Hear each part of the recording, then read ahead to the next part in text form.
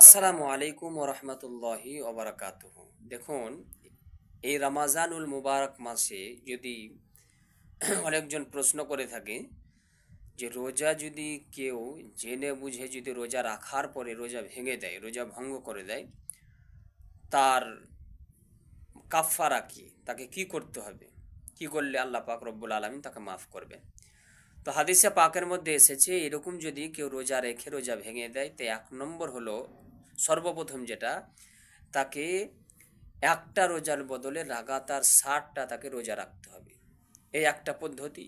যদি সেই তার এতটা শক্তি না থাকে, যদি এরকম না করতে পারে, তো 2 নম্বর হলো তাকে কি করতে হবে, একটা রোজার বদলে 60টা মিসকিনকে তাকে খাওয়াইতে হবে 3 বেলা। তবে তাকে আল্লাহ পাক রব্বুল আলমিন মাফ করবেন। তবে রোজা রাখবেন, রোজা কেউ ভাঙবেন না। আল্লাহ পাক রব্বুল আলমিন যেন সকলকে রোজা রাখার তৌফিক দান করে।